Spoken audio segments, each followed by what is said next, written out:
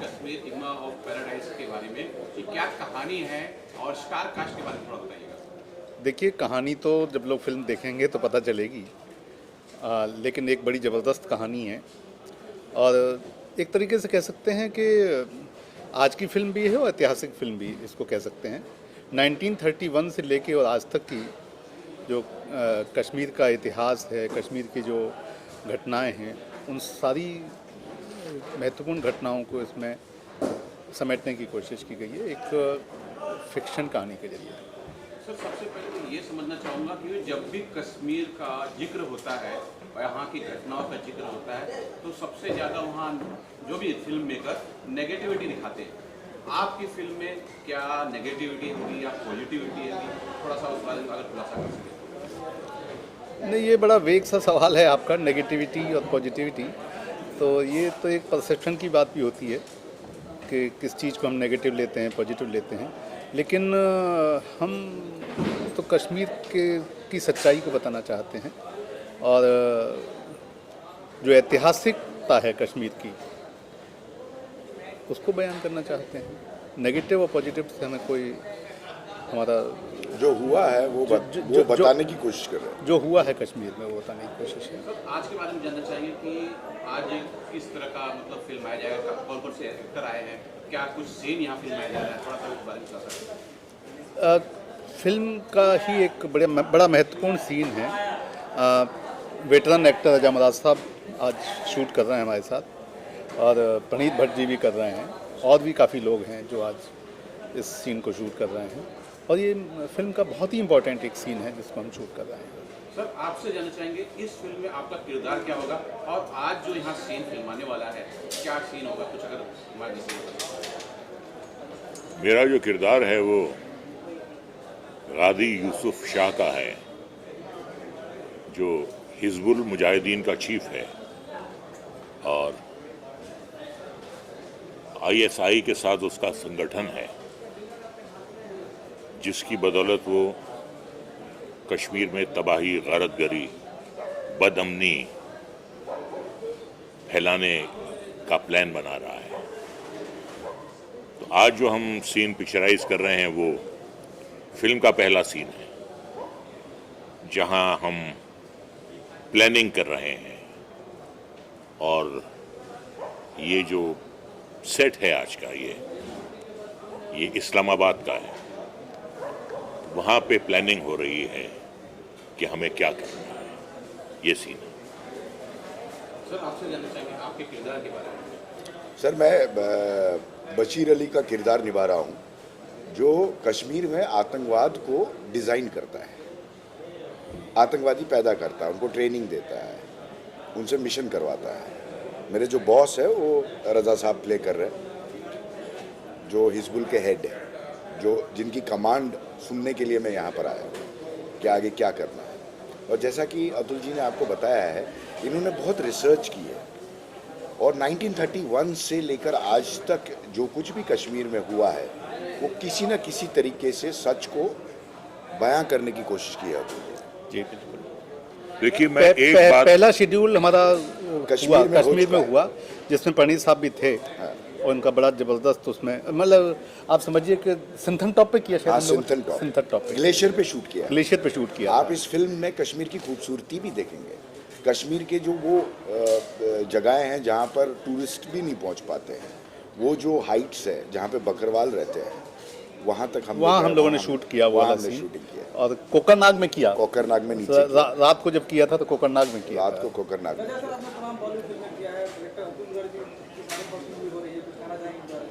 नहीं, मैं इनके बारे में एक बात कहूंगा। दो किस्म के प्रोड्यूसर्स, डायरेक्टर्स होते हैं। एक वो होते हैं जो फिल्म कंप्लीट करना चाहते हैं और दूसरे होते हैं जो फिल्म बनाना चाहते हैं। जो कंप्लीट करना चाहते हैं वो प्रपोजल मेकर्स होते हैं और जो फिल्म बनाना चाहते हैं वो फिल्म बनाना चाहते हैं। तो ये वाकई फिल्म बना रहे हैं। फिल्म यकीनन पैसे से बनती है, पैसे के बिना फिल्म नहीं बनती है, लेकिन इनका जो पैशन है, इनकी एक डिवाइन मैडनेस है इस फिल्म को बनाने के लिए, जो मैंने बहुत कम लोगों में देखी है। जैसे कि अगला शेड्यूल हमारा कुछ 20 दिन का है,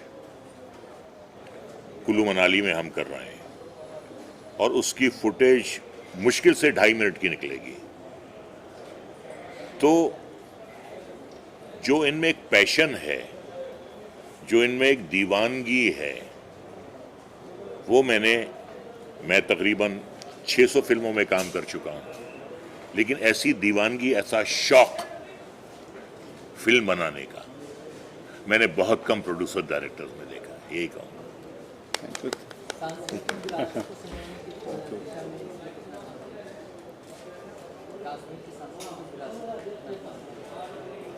क्या कह रहे हैं? कश्मीर की सांस्कृतिक विरासत कश्मीर की सांस्कृतिक विरासत कितनी दिखेगी?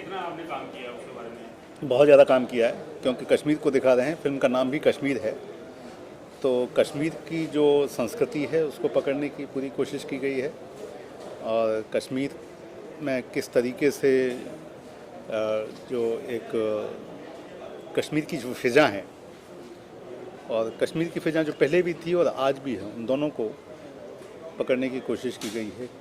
कैसे उसमें चेंजेज आए हैं समय के साथ, उसको भी पूरा पकड़ने की कोशिश। एक बात मैं और कहूँगा, बहुत सी फिल्में बनी हैं कश्मीर पे, बहुत सी बनी हैं, नारे तो बड़े बड़े लगे हैं उसमें, लेकिन किसी में कश्मीर जाकर शूट करने की हिम्मत नहीं हुई। इक्का दुक्का लोग गए हैं। इसके लिए बहुत बड़ा दिल चाहिए, इसके लिए बहुत बड़ा कलेजा और जिगर चाहिए कि इन हालात में you are going into the heart of Kashmir.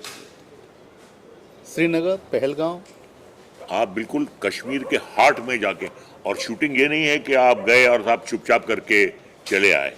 2 schedule किए हैं सर। तो जब आप कश्मीर जाते हैं तो पूरा यूनिट होता है, कैमरा होता है और रिफ्लेक्टर्स होते हैं, 250 लोगों की, यूनिट मेंबर्स होते 250 हैं। लोगों की। 250 तो ये शूटिंग जो है वो आप चोरी छुपे नहीं कर सकते, तो इसके लिए बड़ी हिम्मत चाहिए।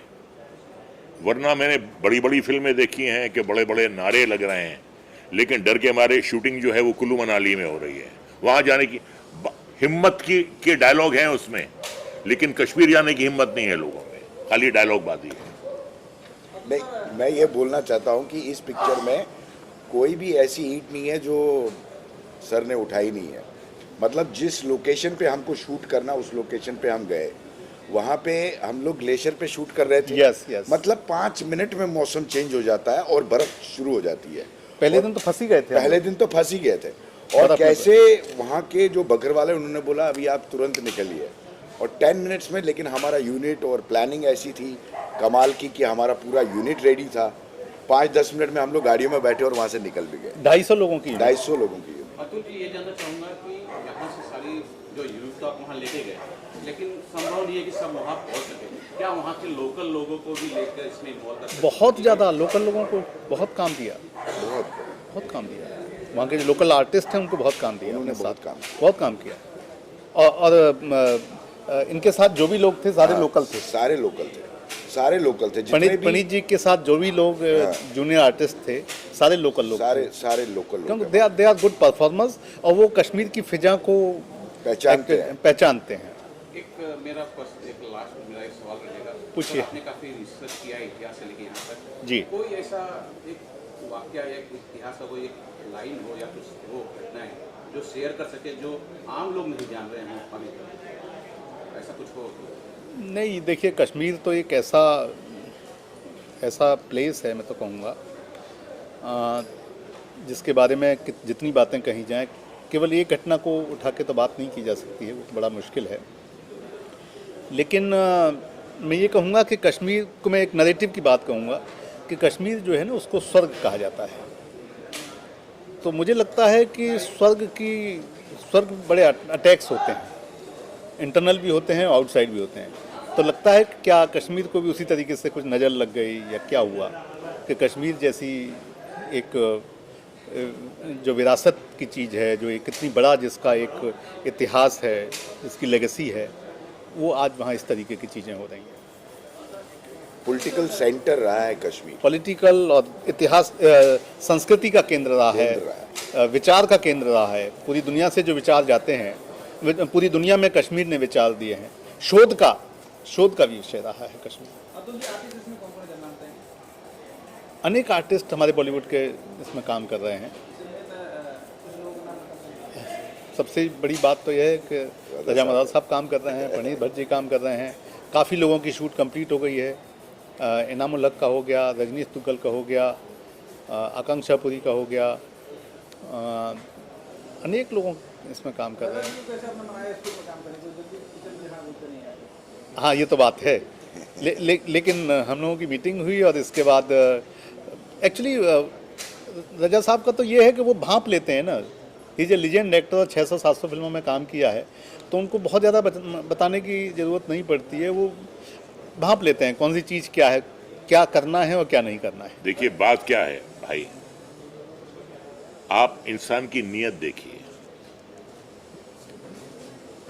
अच्छी नीयत, बुरी नीयत छुपती नहीं है, वो जाहिर हो जाती है।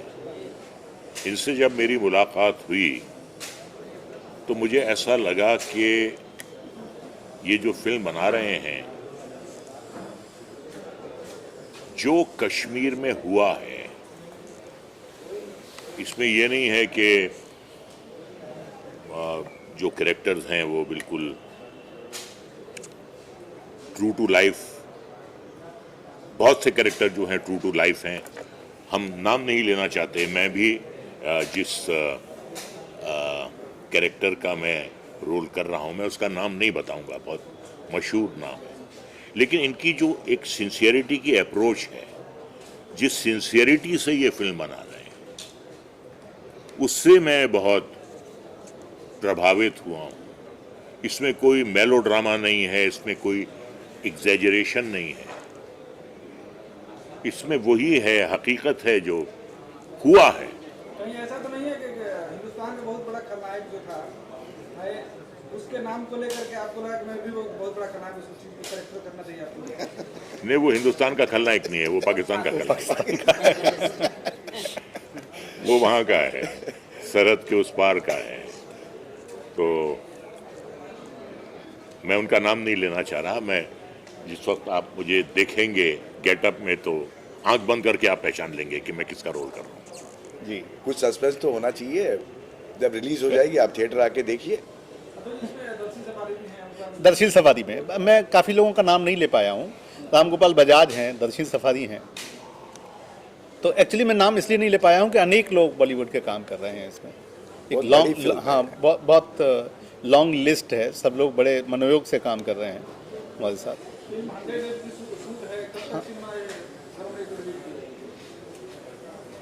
कोशिश कर रहे हैं 15 अगस्त तक रिलीज करें इसको। मेरा सवाल सर आपसे है, बॉलीवुड में बहुत सारे एक्टर आए हैं, आपकी दमदार आवाज़ है, शानदार आवाज़ है, आवाज़ से धनी है आप। लोग जो नए कलाकार आ रहे हैं वो अपनी बॉडी पे काम कर रहे हैं, एक्टिंग पे कम और अपनी आवाज़ पे कम काम कर रहे हैं। आप जो भी कह रहे हैं, मैं आपकी बात से 100% सहमत हूँ। विडम्बना इस बात की है कि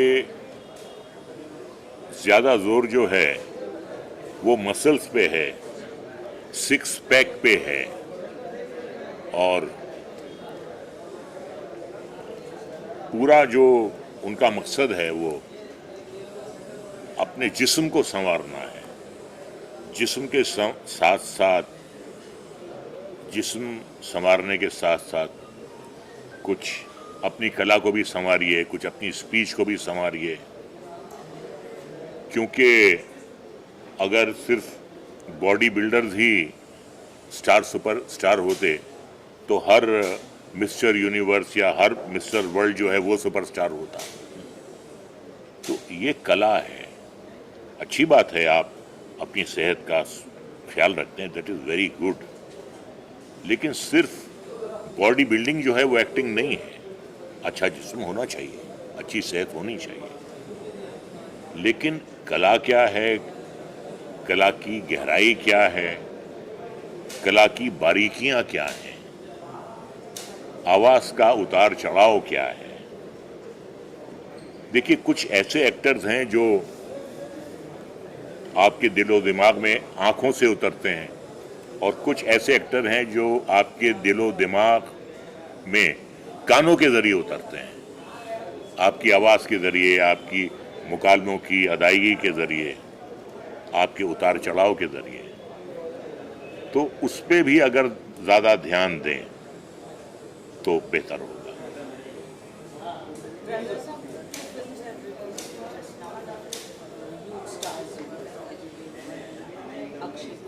जी जी, हाँ।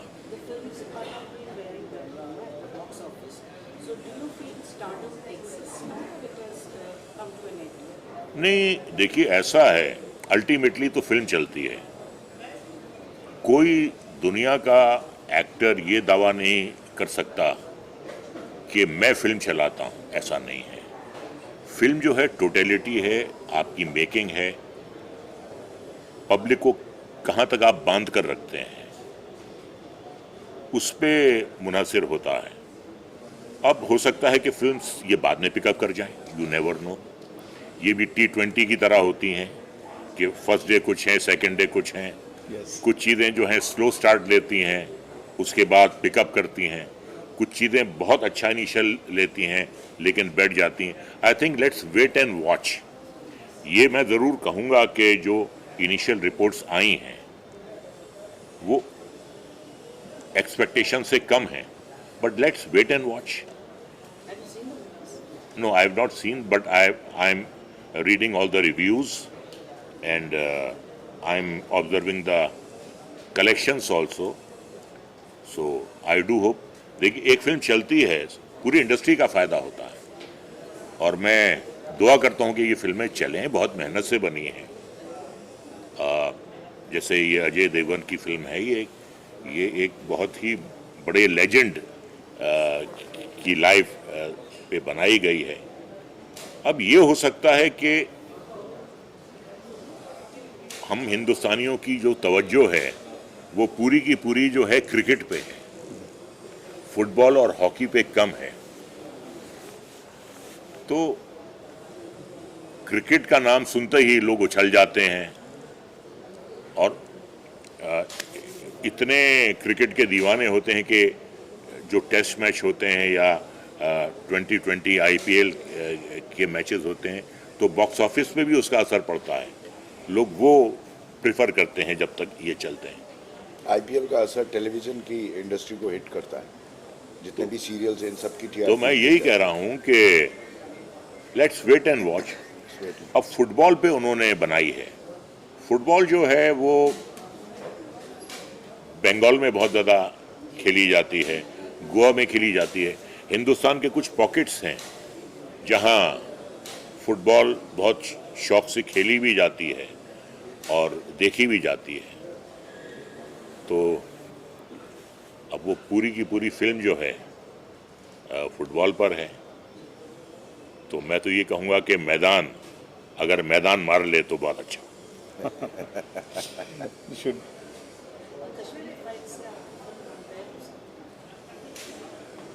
नहीं, दो फिल्मों को ऐसे कंपेयर नहीं किया जाना चाहिए। कोई भी दो फिल्मों को, कोई भी दो किताबों को।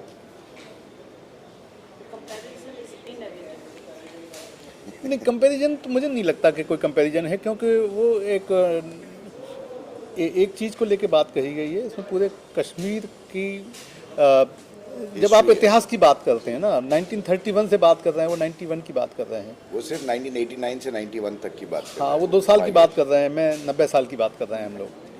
तो वो स्पैन बहुत ज़्यादा बड़ा है, स्पैन बहुत ज़्यादा बड़ा है, बहुत व्यापक परिकर भी हो जाता है। जब आप इतने बड़े उसकी बात करते हैं, इतने 90 साल की आप इतिहास की बात करते हैं, तो एक बड़ा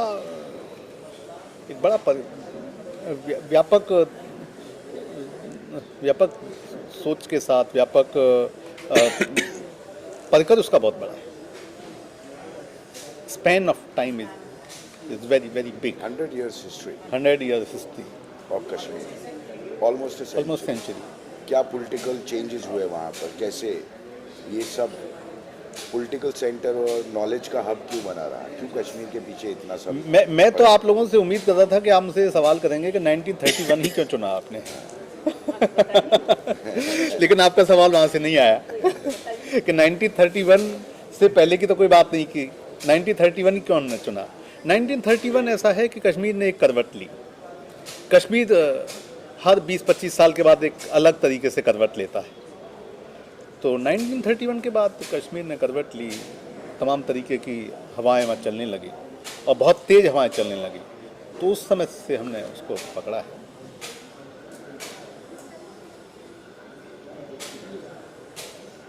पहले तो मैं अतुल गर्ग जी को बधाई देना चाहूँगा, क्योंकि ये बहुत बड़ी प्रोजेक्ट है। ये जो पिक्चर करने जा रहे हैं, ये असल में देश की सच्चाई को इन्होंने दिखाने का काम किया है और काफ़ी बखूबी अच्छे से ये देश की सच्चाई को दिखा रहे हैं, हमारे हिस्ट्री को दिखा रहे हैं। जो कश्मीर पिक्चर ये बन रही है, एनिग्मा ऑफ पैराडाइज जिसका इन्होंने एक टाइटल रखा है, तो मैं इनको बहुत बहुत धन्यवाद देना चाहूँगा और आशा करता हूँ कि ये फिल्म जनता को बहुत पसंद आएगी।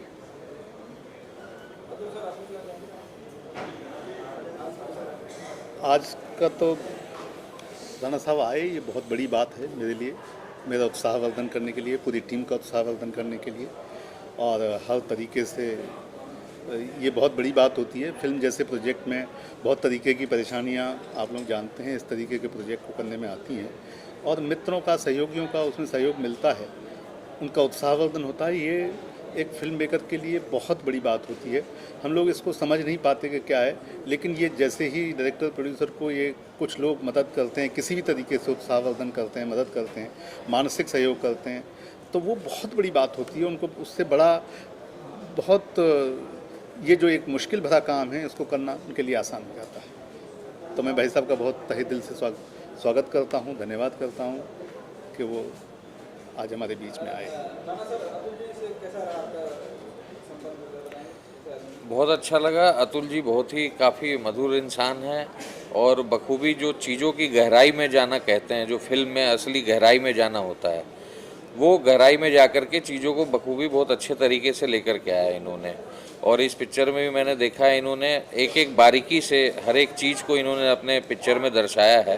और अभी फुटेज देखा है भाई साहब ने, अभी फुटेज जो मैंने देखा है, और अभी तो शूटिंग होनी बाकी है, तो जब फुटेज से ही मैं इतना प्रभावित हूँ, तो मुझे पक्का यकीन है कि जब पिक्चर पूरी होगी तो जनता उससे काफ़ी खुश होगी। बस ठीक है, बस हो गया। कहाँ है? नमस्कार सर। जनाब नमस्कार।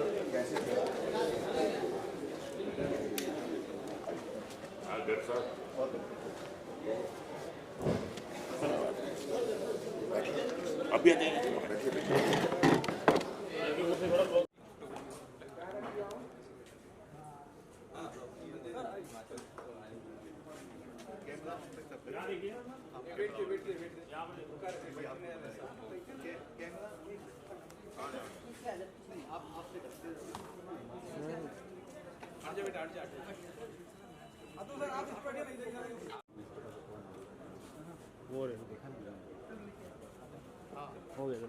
जो लोग ड्रेस में एक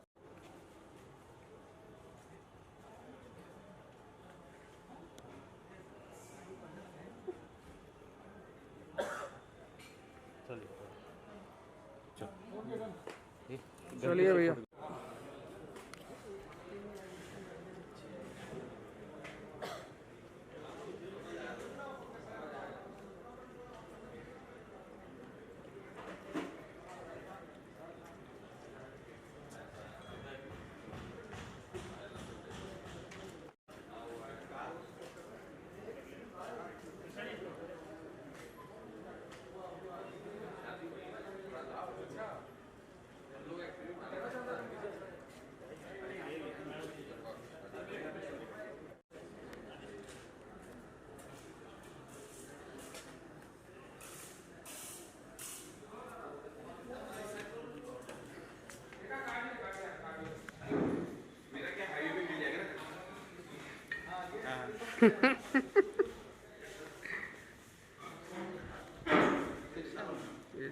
भैया नंबर में चला उतरा पहले हाँ वही बात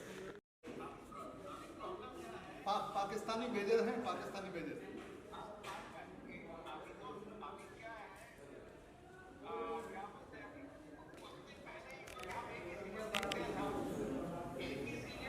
हेलो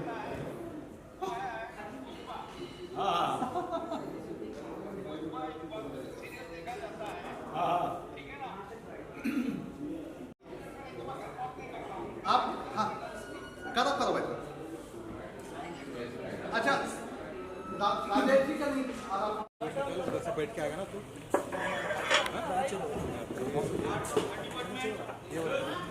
जा आगे जा पकड़ लो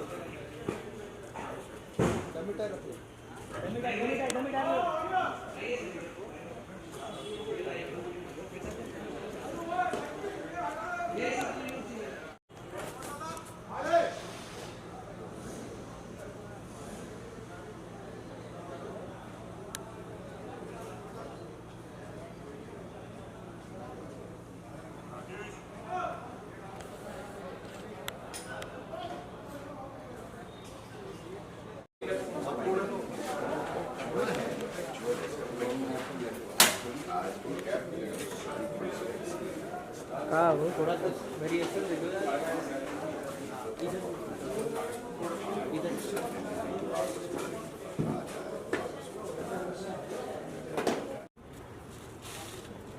आप देख सकते हो तो दूर चमक रहा है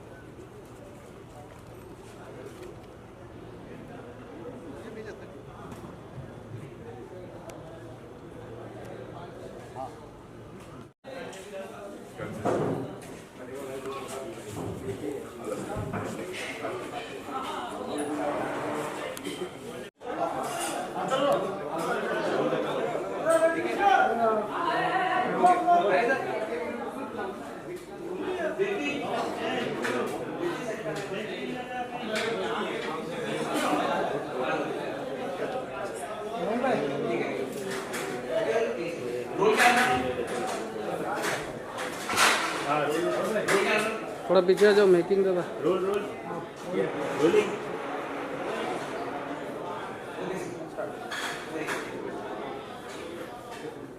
गणपति बाप्पा